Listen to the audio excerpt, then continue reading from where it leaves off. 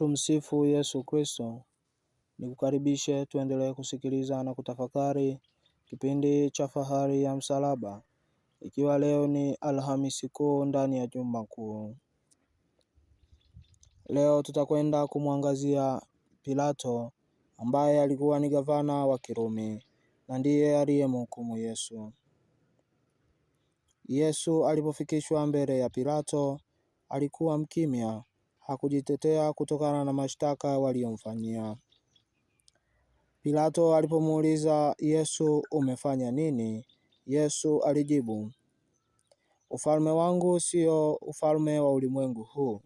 Kama ufalme wangu ungekuwa wa ulimwengu huu, watumishi wangu wangepigania nisije nikatiwa mikononi mwa Wayahudi.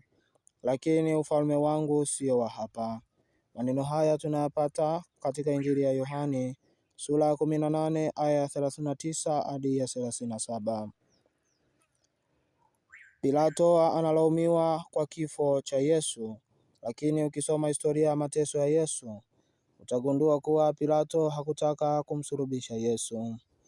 Hili tunaliona katika maneno yake mwenyewe.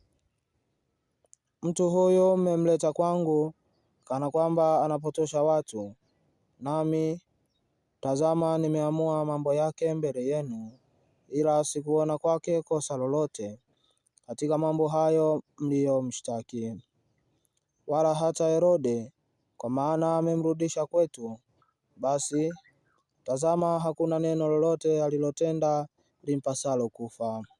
Maneno haya tunayapata katika Injili ya Luka sura 23 aya ya 14 hadi ya 15.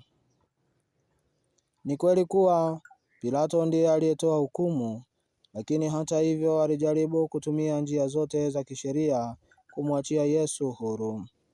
Maneno ya Pilato yalionyesha kuwa aliamini kabisa kuwa Yesu hana kosa lolote, na hukumu ya kifo si ya haki kwake. Hili lipo bayana katika maandiko matakatifu.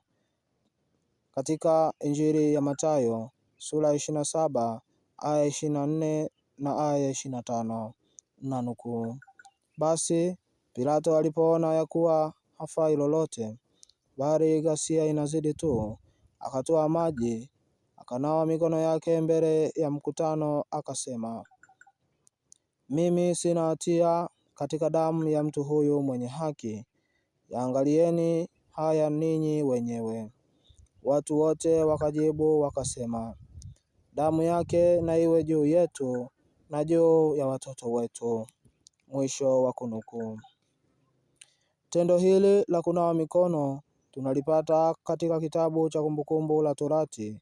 Musa aliwaambia Wayahudi kuwa aonekanapo mtu ameuawa katika nchi ya kupayo Bwana Mungu wako kuimiliki, amelala kondeni, wala haijulikani ni nani aliyempiga, wazee wote wa mji ule ulio karibu sana na yule aliyeuawa na waoshe mikono yao na wajibizane kwamba mikono yetu haikumwaga damu hii, wala macho yetu hayakuona.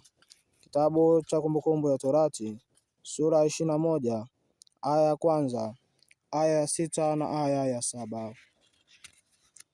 Kwa kunawa mikono, Pilato anataka kusema na kuonyesha kuwa hahusiki na kifo cha Yesu, lakini tunajua kabisa ni yeye aliyemhukumu Yesu.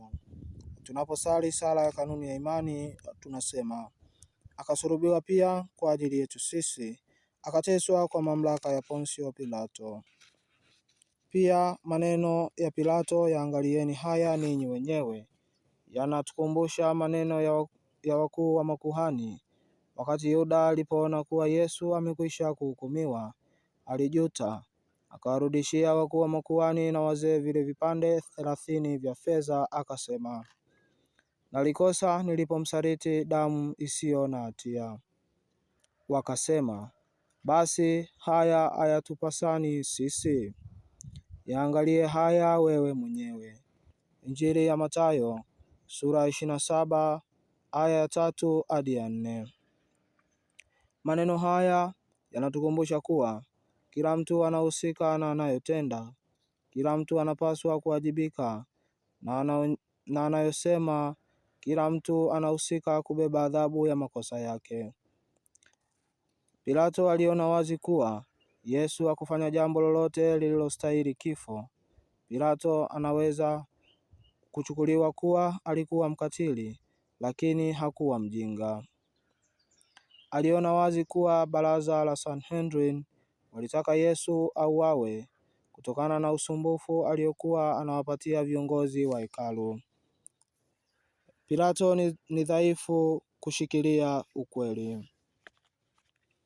Karibu tuangazie sababu ya Pilato kumuua Yesu. Kwa nini Pilato alimhukumu Yesu? Sababu ni moja tu, uoga. Nikukaribishe siku ya kesho, siku ya Ijumaa Kuu. Ungane nami kwa kuendelea kutafakari kipindi cha Fahari ya Msalaba, na kesho tutaendelea na mada nyingine. Tumsifu Yesu Kristo.